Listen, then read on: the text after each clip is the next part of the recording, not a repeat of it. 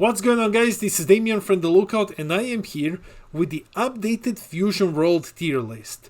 Yeah, last time we've done a tier list, it was just before the launch, if I recall correctly, and now it's been a month. The meta has been solved, it's done, it's not gonna change. So after one full month of Fusion World, here is my updated tier list. But before we begin this video, two things. First off, we give away codes on every single Fusion World video.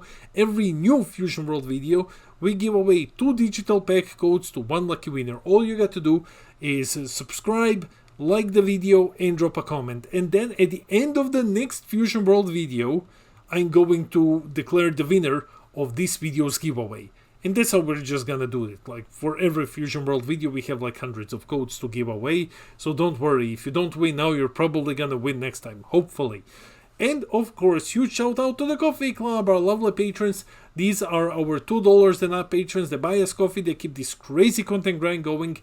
And guys, thanks a lot for your support. If you wish to join the Coffee Club, link to a patron is in the description below. And I think that's about everything. Roll the video! As with all of our videos, let's start with a breakdown. So, very quick breakdown, updated tier list. After the first month, I don't expect anything to change anymore. I think that this is just the definitive tier list. I mean, like, not the definitive tier list. I think that we have seen what each deck can achieve, and that's that. Like, that's it. We have seen all of the builds. The game doesn't have... the game has almost no variety at all. Like, it's not unusual for a set 1 game. Like, for a 1 set game to not have like this much variety. Some games have, but you don't play Fusion World for variety. If you want variety in top 8 cuts, you play Masters, which just had like 8 decks in the top 8, and then like 6 different decks in another top 8. Like, that's the game, the Dragon Ball game that you play for diversity. Fusion World you play because it has like the digital client, it's new, it's accessible and everything. But it got solved very, very fast. And I don't expect anything to change. Like, I think that this is it for set 1. We will base the data on our testing, some games, and the event performance. Mostly event performance over the last month, though we didn't really have a lot of events. Digital client is completely meaningless. I'm not taking any digital client performance into consideration at all. Like, digital client, no. It's the matchmaker isn't working. Hey, I've seen Goku Black in God rank means that it's good. No, it means that he's just been beating on bronze and silver for hours. Like, that's it. So we can't take anything from the digital client into consideration, because anything can perform well over there, because there is no matchmaking. If they ever fix it, which I highly doubt, we will be taking digital client into consideration with set 2, if they actually manage to fix it, but I would not hold my breath. Other than that, we're just gonna go over the data, the tier list, and I guess we just jump straight into it. Okay guys, we are here with the tier list. As always, tier 0 OP should be banned, literally nothing goes here. Tier 1 meta defining, the best decks in the meta, the highest performing decks, the decks that warp the meta around them. Tier 2, the second best choice, like very competitive decks with great results, good picks against the meta, like the second best thing basically. There is not a lot of tier 1 decks. Tier 3, Rogue. You know, you can take it to an event, although there are not any events, and you can top with it, you know, like randomly. Catch your opponent unprepared. Then Tier 4 is Casual. You take these decks to casual events, you take them to your locals. You just play these for fun mostly. They're not really going anywhere. Tier 5, self-explanatory, trash, and then tier 4 is the Towa token deck. It's even below trash. So let's start. Okay, let's start the very diverse tier list here. Let's start with U7. Okay, so I think U7 is good. I think that it's, well, to put it in words good. It has a good matchup against yellow, especially if you draw into your... sometimes when you play against Brazier, you draw into your Beerus SR and then like it's demolishing. It is a very good matchup into green. Like there is not much that green does, though it has a better matchup in my experience versus Broly, versus you go wide for Gohan because you can actually hit his cards with your 20k guys, and then you go tall versus Broly. So there are two different play styles, although green can still sometimes just beat you if you run out of gas. Versus blue, well, anything beats blue. So there's that. So where do we put this one? So I think it's really, really strong. It runs out of gas sometimes. Like when you play this deck, you're basically playing it on the clock. You need to attack your opponent a billion times. You need to win. And recovering is difficult sometimes. So, yeah. I think that I would put this one in Rogue. Like, here is the definition, basically. Like, here is why. It's not a non-competitive deck. Like, the deck is really, really strong. But it's also, like, really... it's like Ginyu. It's very RNG dependent.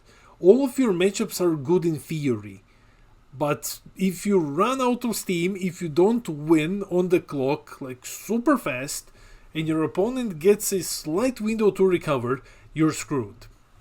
So, that's why. Otherwise, I would put it into competitive, but I don't think that it is. I don't think that it is consistent enough. I think it's gonna be absolutely insane in set 2. Then we have Beerus. So Beerus is the deck which has proven itself. Beerus has proven itself beyond any doubt.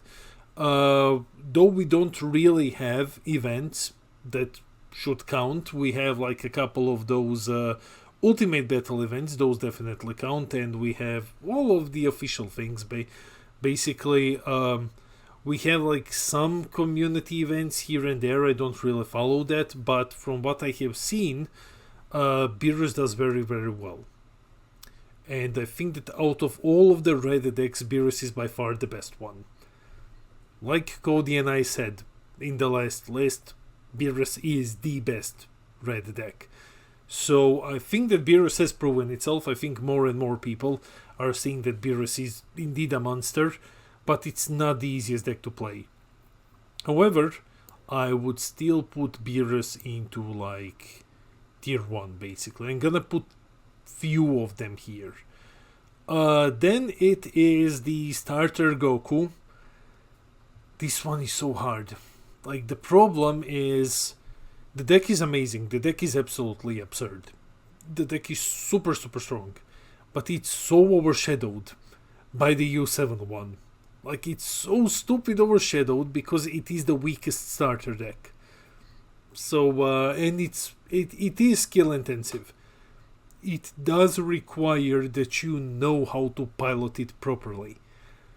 So I would still put this one into competitive. I'm still sold that this is, the second best red deck. So like Beerus, starter Goku, U7. I'll die on the hill that starter Goku is better than U7. If you wish to find some lists, I know that Cody posted his list on Facebook, which he used to get to God rank, though God rank is absolutely meaningless. So, but, it is a way to build it. I would go and check it out, because it is a build made by one of the best players in the world. So, there is something here. But unfortunately, it's not a deck that people pick. It's just not. Like, when you look at starter decks, this one is boring. It's weak. And people just don't bother playing it. You go like U7 shiny big numbers, brr. You don't go like really starter Goku. However, it has access to all of the red fangs. It has access to the promo Goku, which is like 30k on your turn. It makes your skillless That's the build that Cody played, skillless. Starter Goku, it makes those guys even bigger. So yeah, there is a lot of stuff to do here, but it's also a deck that you just absolutely need to know how to play. Then we go to Ginyu. I think Ginyu is just shit. I don't think that Ginyu has done anything.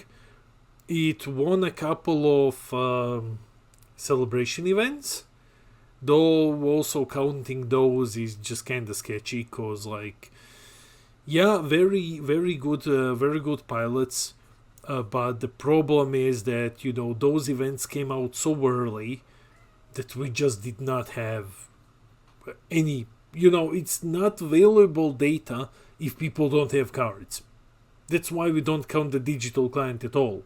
But well, digital client also has other issues. But looking at Ginyu, let's not ramble too much.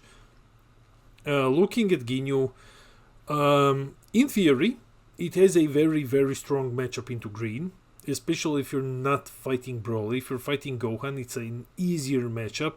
You get to swarm your field, you get your bunch of Ginyu attackers. The deck is super aggressive.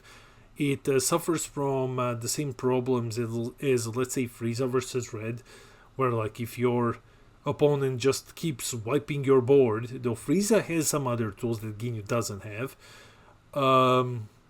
Yeah, you can just lose. You can fold to Beerus Super Rare. You can fold to a lot of things, RNG as well. There are ways to fight Broly. You just use Bonds of the Ginyu Force, which you have to play 4 copies of, because when you run into Broly, you need to beat it somehow. However, taking all of that into consideration, so your matchup versus green is good versus Gohan, very difficult versus Broly, unless you draw into your bonds. Your deck space is extremely limited because the engine is massive. Your matchup into red is usually bad because your cards are so small. Like Beerus will demolish you. If you run into Beerus, he will beat you most of the time. U7 Goku will probably also beat you most of the time because he will just neg 20 your things and that's it. Like Beerus has a much easier time doing that. If you run into blue, you're just gonna beat them by default because that's blue. If you run into yellow, it's okay because yellow doesn't really have board wipes and you are very aggressive. You're not cooler aggressive though. So there are some things to keep into consideration here when we go over Ginyu. Now he's similar to U7, but I think he's weaker. I would put Ginyu into casual. I think like he's very similar to U7, but he's just weaker. His engine is massive. He is locked to playing certain cards that there is less of in the game, while U7 has a much bigger spectrum of tools that it can use, while Ginyu is just kinda, not that good in that aspect. So I would put him into 4. I don't think Ginyu is good. Trunks is, basically all blue decks fall into casual. I think all of them fall into casual. Like, in theory, in some crazy theory, an absurdly good pilot who plays nothing but Trunks and doesn't play on the digital client where he beats up bronze players, but actually, goes to events and LGS and stuff like that, and he has mastered Trunks and everything, that player in theory can do very well at an event. It will still be a massive uphill battle. A massive uphill battle. Because blue is just awful. But like in some weird theory, it's possible. Is it good enough? Like, is this theory good enough to make Trunks like a rogue deck? I don't think so. Like in theory, one person who knows the deck better than anyone else can go and can just clap people with it. But that's not what's the word in English? Substantial data. So I'm just gonna put Trunks into casual as well. I think that like in theory, like he's up. He's definitely up, but blue is just kinda shit. Gohan. Gohan is phenomenal. I mean, like Gohan is green. He's phenomenal by default. Like by default, he's insane. So he has all of the tools that Broly has, except he's not as big as Broly is. But he gets the draw. So how do we evaluate this? Here's the thing. So Gohan has won some events. Gohan won actually a lot of events, though, you know, a bit sketchy to count. Like, but okay. Those early ones are not the best source of data, just because a weird playing field. The deeper we go into the game, the more refined the data you get, basically. So when it comes to Gohan, how do we evaluate him? Basically, he has a good matchup all around. Like every green deck has a good matchup all around. He's weaker versus yellow than Broly is.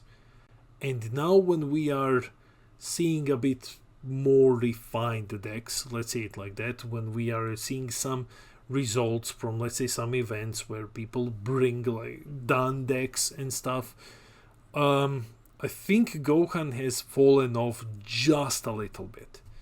Just a little bit. He can still, in theory, beat any deck in the game. He can still beat any deck in the game. But he is a lot weaker in some matchups. Like U7 Goku is very happy when he runs into Gohan. U7 Goku has a field day when he runs into Gohan. Ginyu has a field day when he runs into Gohan. You know, like Cooler, Frieza, all of these decks, they're very happy. I mean, like, there's still, you know, there's still a very, very huge chance that they will just flat out lose. But it's not gonna be as uphill battle as it were if they faced Broly. So I think that it's fair to put Gohan like at the very top of competitive. Then we have Trash over here. I am sorry, wins in digital client don't count. This deck hasn't done anything. Like Chile, it did top in Chile at a few events. So we broke down the Chile metagame. But other than that, like this deck, pretty much like Blue in general, hasn't done anything. Like it hasn't done anything. It's very decent on the digital client, but you know, it's its own thing. There is a reason why it's so decent there. But other than that, like I don't think that this one is good. It needs support, and it's getting support in set 2. It's getting an amazing Zamasu SR, which will help the deck become much, much better in any like non-yellow, non-red matchup. So green on green and blue on blue, it's gonna be much, much better. When that happens, it will move, let's say, at least to Rogue. But for now, it's just Trash. Like it's probably the worst deck in the game. Cooler is a big scary boy. Cooler is super aggressive. He is super strong. The amount of pressure that this deck can put out is insane. Similar to U7 Goku, he runs on the clock a bit because your draw power is hindered a bit, and you also need to discard to keep your cards restanding. So you're going down in hand size as the game goes longer, but your high end. So let's put it like this. Goku is on a clock when he plays against certain decks. He needs to see all of his things, right? But the longer the game goes, the more trouble Goku has. In some theory. Cooler doesn't have that issue. Because Cooler can beat you in the early game because his early game cards, you know, like turn 4 for example, are massive. Like he just plays 40k Frieza, swings twice. Plays 30k Cooler, swings twice, then restands him, and then rests something. So like Cooler is amazing. He's exceptionally aggressive. He's a crit leader, so there is hand destruction, like some light form of hand destruction. It's not the easiest deck to pilot. I think it's not very hard to pilot this deck. It just takes getting used to, and it takes you being a player who feels more at home with this sort of a playstyle. Like super aggro, for example. I love playing control. Like for me, cooler just doesn't work. I can put hours and hours into cooler, it just doesn't work for me because it's not my natural playstyle. But if it is for you, you can really, really make this guy work. Like, this guy is phenomenal. He has an amazing matchup into Gohan. He's just going to eat Gohan alive. He has an overall okay matchup against a lot of things. Broly is a problem, though. Like, it's not impossible to beat Broly. You will just play your 40k guys, restand them, and then just keep swinging into Broly. Broly is not unbeatable. It's very, very beatable when you're cooler. It's just not hyper consistent. Let's just put it like that. But you can have like a massive win rate with cooler. Frieza has a ton of blockers, which can be a slight problem because you don't really have removal. But other than that, the deck is just amazing. I think that it sits firmly in tier 2. It hasn't been pulling like big results. Like Frieza has been pulling much bigger results than Cooler, but Cooler is, like Gohan, exceptionally powerful. Then we get to the one that's not powerful though. The weakest of the 3 green decks is androids. Well, let's examine. Okay. The field card is okay. It's fine. The archetype is shit. Like, the archetype is just bad. Like, there's not much here. You play androids, you put Saiyans in them, and that's it. I've piloted what was it called? The fieldless droids. It's a build that Cody gave me. That one is actually pretty good because you substitute the field for some additional 10k combo power, and then you basically, survive the early game that green struggles with. That's why some decks like Q7 is amazing against green, because green just struggles in the early game. However, it's a good deck to kill other green decks, but it takes you falling down to 4. And when you fall to 4 versus green, you're kinda screwed, because your lives basically equal the amount of times that Broly can, the 8 cost Broccoli Man can punch you in the face. So when you go to 4, you can attack any green deck, you can hit Broly without comboing. You need to combo versus Gohan, but just by 5. But you're already on a lower life threshold than they are, and you're only 30k on your turn. So it's not super optimal, especially because you don't have any sort of a payoff. You're playing the very same things as the other 2 green decks. And then you would rather play Broly, who's just 25, or Gohan, who is 35 and has a great matchup into everything, than play droids. So I think droids just go into rogue. They're by far the weakest one. It's the same logic. If Beerus is meta defining, starter who is competitive, then like this guy's rogue. Like things like that. Then we have Broly. I think you can absolutely guess where the big mean broccoli man is going. He's going straight into meta defining. Like, Broly is the best green deck. I've been saying this forever, that Broly is better than Gohan. He's the best green deck in the game. What we thought initially was gonna be a problem, Broly having to sacrifice energy to draw, just kinda isn't really, because you're swimming in energy at some point. So you're just like, yeah, okay, cool, kill energy to draw. It's a lot bigger issue if this happens very early on in the game. That's why U7 is so good. You just pressure Broly to 4 lives, like turn 2, be awakens, he's like, okay, like now I'm bigger, but I'm on 3 lives, I can't draw anymore.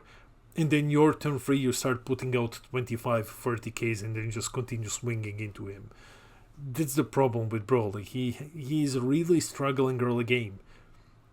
However, also when set 2 comes around, Broly is just going to be 30k instead of 25. So that's going to be very fun for all of us, I guess. Other than that, Broly has an amazing matchup into absolutely everything. There are decks which can beat him, but he has, like Gohan, he has a good matchup into everything. He's just baseline 25k locks a lot of cards out of attacking him without dumping cards from hand. So I think Broly sits very, very comfortably at meta defining. Slightly better than Gohan. I think that he's just slightly better. And if we look at tournament results, Broly is pulling a higher win rate percentage than Gohan. It was reversed originally.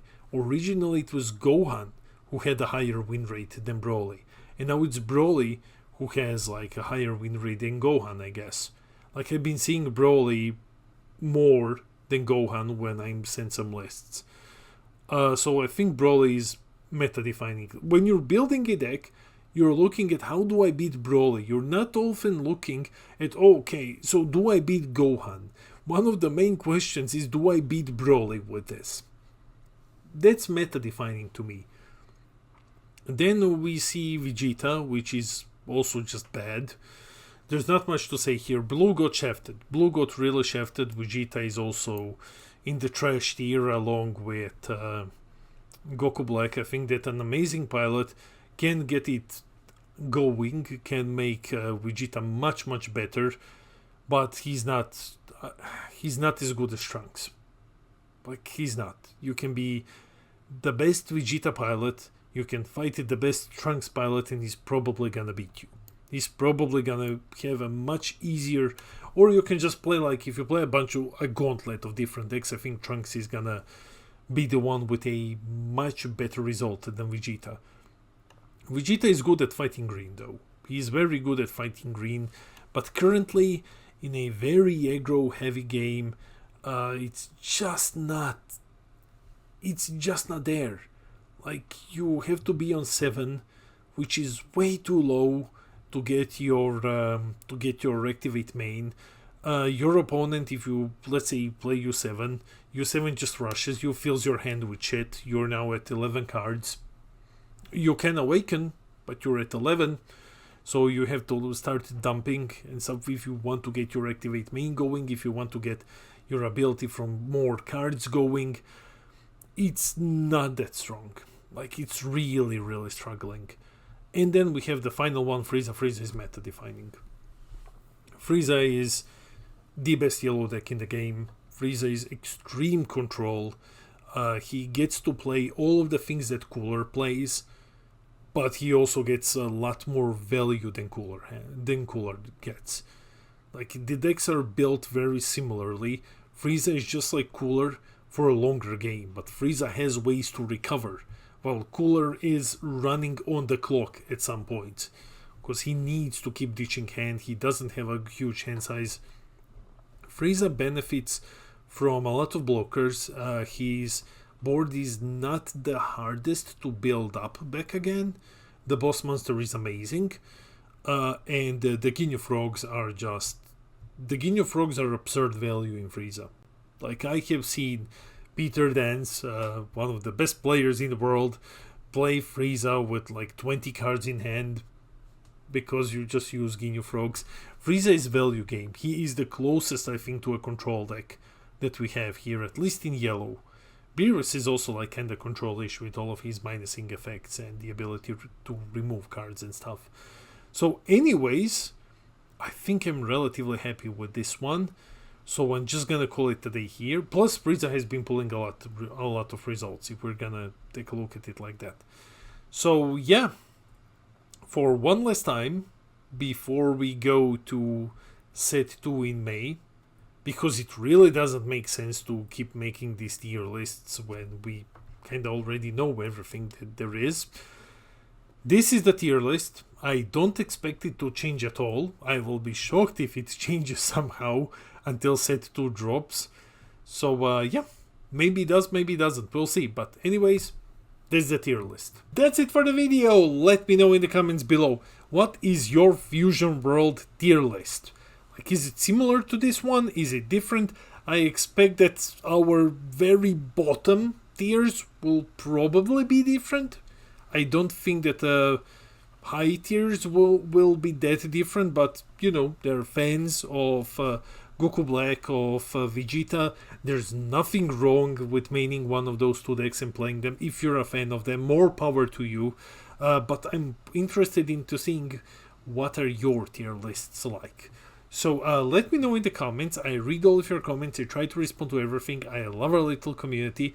And huge congratulations to this person whose name I'm not going to bother pronouncing because it's just like... Yeah, I can't pronounce that. But huge congratulations to you. You won 2 digital code packs. Reach out to me either on Facebook, on the Lookout, or on Discord. My tag is in the description below. And everyone else, you have another chance to win 2 digital pack codes. All you got to do is be a subscriber, like the video, and drop a comment. And guys, while you're here, we are super close to 5,000 subs. We're like less than 50 subs away from 5k. So share the video, hit those like and subscribe buttons, help us get to 5k subs when I'm gonna give away a booster box of codes. Let's do it like that. Anyway, yeah, the light is complete shit. Yes, I realize. I'm disappearing into the darkness. I'm gone. See you next time.